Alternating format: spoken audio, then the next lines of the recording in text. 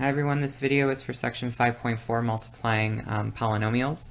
So as was promised in class, that first question that I put up, the quantity of x minus 5 times the quantity of x plus 2 minus the quantity of 2x minus 3 squared, I'm going to go ahead and solve through this. So what I would suggest doing is pausing the video, maybe grabbing some colored pencils or pens, and either getting a fresh sheet of paper or opening up your notebook to a clean sheet.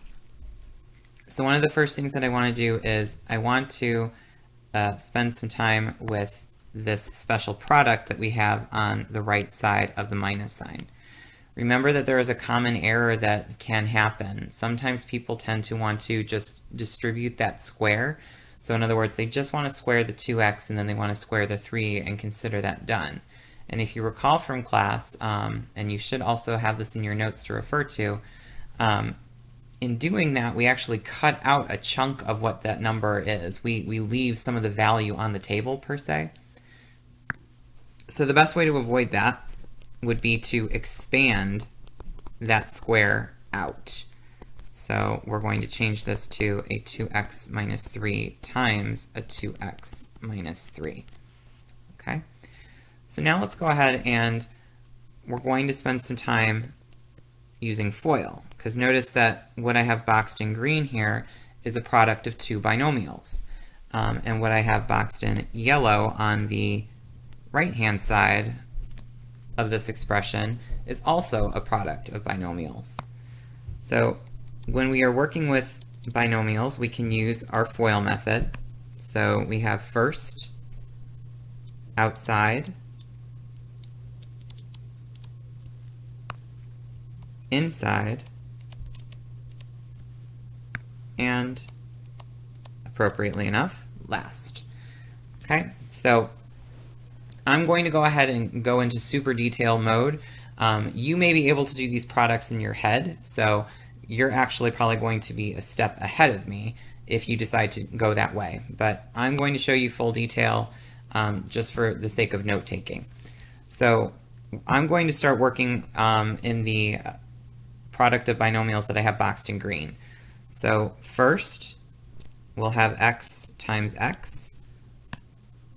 Then outside, we're going to have a positive x times 2.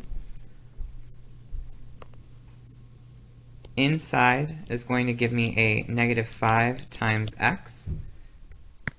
And then last is going to give me a negative 5 times 2. And for safety's sake, I'm going to keep parentheses around this. And I'll explain, or it'll become a little bit clearer as we continue down this solution.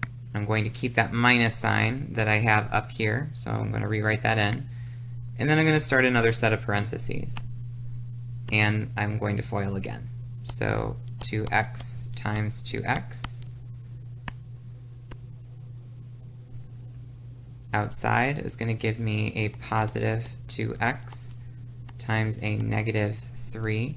And again, if you want to, you can put parentheses around that negative number, just in case you're worried that if you were to kind of come back to it and see it as a subtraction instead of a multiplication, those parentheses will help you out. Okay. Now we're going to go ahead and do inside. So that is going to give me a negative 3 times 2x. And then finally, our last terms, which is going to give you negative 3 times negative 3. And then we'll close that parenthesis off. So again, like I said, this line that I have here, that might be overkill. You do not necessarily need to show that on an assessment. I'm just showing this to you for full detail mode and for full note mode. So we're going to go ahead and we're going to take care of our multiplication. So inside the first set of parentheses, we are going to have x squared plus 2x minus 5x minus 10. Close that parenthesis, drop that minus sign down, and go ahead and simplify the next polynomial down.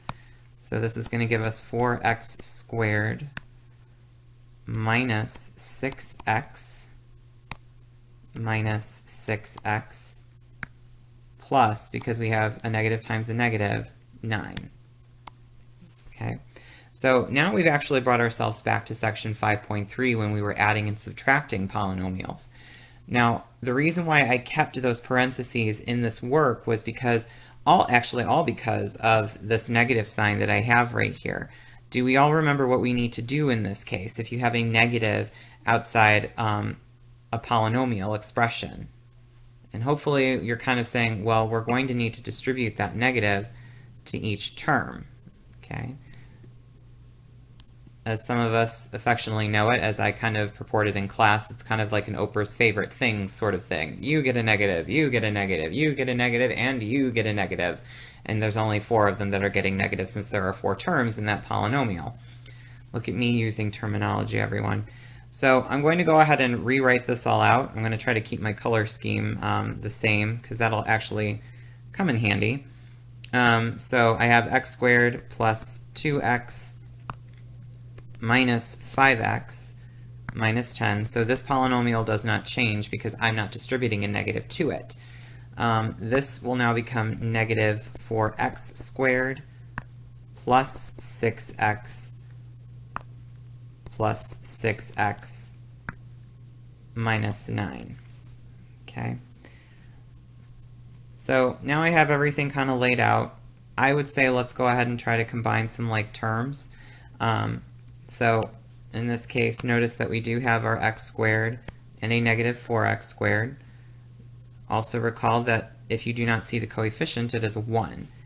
So at this point, we have a negative 3x squared. We also have a 2x, a negative 5x, a positive 6x, and a positive 6x. So you might want to go ahead and, kind of do this in stages, but here, I have a negative 3x, and then here I have a positive 12x. So if I were to combine those two, that's going to leave me with a positive 9x. And then lastly, we have a negative 10 and a negative 9. So those are our constant terms. We can combine those to get a negative 19. And as you can see, each of these terms are now unique. There's nothing else that we can combine. So our final solution here is negative 3x squared plus 9x minus 19. I hope this video was helpful. If you do have any other questions, please let me know.